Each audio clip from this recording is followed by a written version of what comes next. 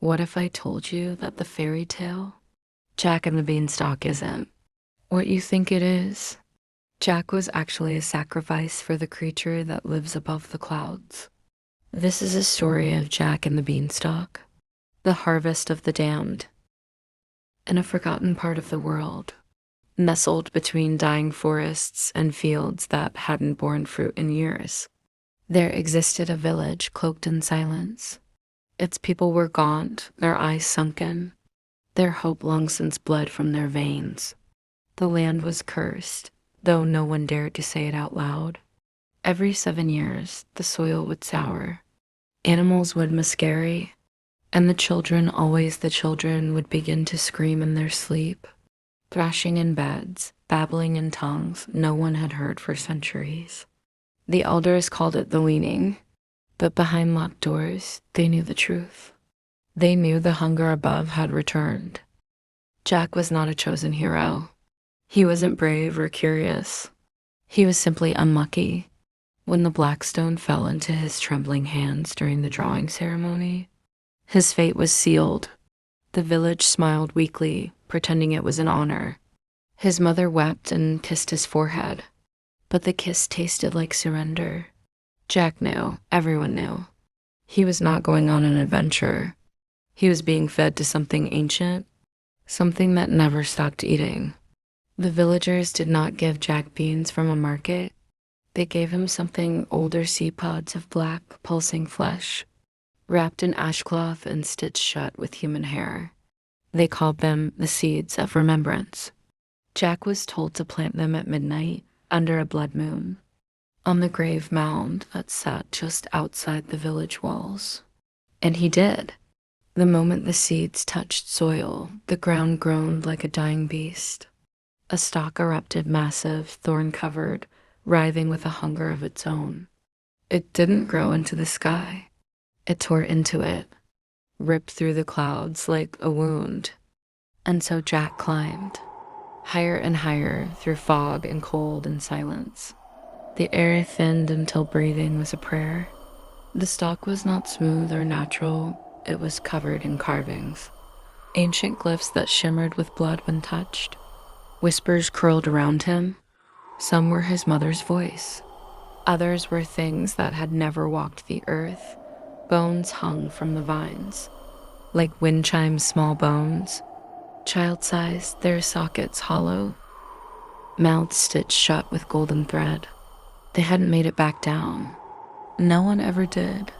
When Jack reached the top, he didn't find a castle. He found rot, a crumbling ruin suspended in an endless dusk sky. The clouds here were still thick like syrup, smelling of copper and decay. At the heart of the ruin stood a throne not of gold, but of screaming, half-formed faces. They writhed constantly, each mouthing the same word. Again! And seated on that throne, hunched and monstrous, was the Eater. It was not a giant in the fairy tale sense. It was skeletal and swollen all at once, blindfolded with its own entrails, its ribs clicking as it breathed. It didn't speak with a mouth. Its voice came from everywhere, from the walls, the sky, the blood inside Jack's ears. Fee, fee, fo, fum. I smell the soul of the guiltless one. Jack could not move. The creature told him what he was. Not a boy, not even though not fully. Jack was a vessel grown from the marrow of past sacrifices. One of many. The elders had bred him through ancient rituals. A clone of sorrow, reborn endlessly, climbing the stalk century after century to feed the hunger above. Every version failed. Until now. But this Jack, he had something different inside. A fracture, a sliver of truth. The Eater beckoned him toward the golden egg, nestled in a pit of withered hearts and ash. It pulsed with light, but that light felt wrong, like the glow of a dying star. It wasn't a treasure. It was a prison. Inside was the soul of a god and ancient being once known as the devourer of time. Every Jack, before him had been meant to break it open, to release the being within and let it feast upon the world below. That was the pact the village had made long ago. But Jack didn't shatter the egg. He only cracked it slightly, and the world screamed. The throne shattered into gore, the ruin trembled. Blood rained from the clouds.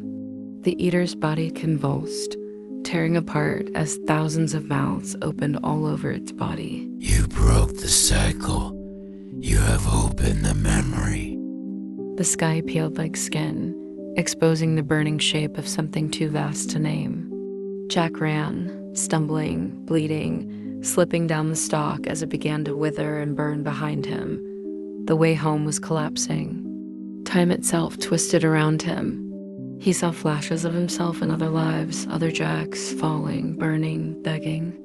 None had survived. None had remembered. But Jack did. He never made it back to Earth. Some say he died in the fall. Others say he was consumed by the being he awakened. But the truth is darker. Jack did not die. He transformed. For when the eater dies, another must take its place. He now sits upon the throne of faces, blindfolded, silent, eternally watching. His bones grow long. His hunger deepens. His dreams are filled with children's names yet to be born. Back in the village, the fields bloom again. The animals are healthy. The harvest is strong. The elders call it a miracle. But beneath the chapel, behind locked doors, lies a stone chamber filled with jars. Inside them, thousands of seeds, and a single scroll with one line etched in dried blood. And in the night, if the wind is just right, the children say they can hear the clouds whisper, Thee, foe, fum, one more soul, and then I'm done. but the sky never gets full, and it's never done.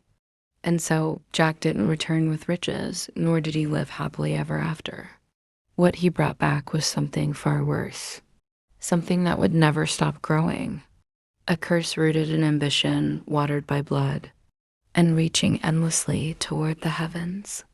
If you enjoyed this dark retelling of a familiar tale, don't forget to leave a like, subscribe to the channel, and ring the bell for more twisted folklore and forgotten legends. Until next time, be careful what you climb.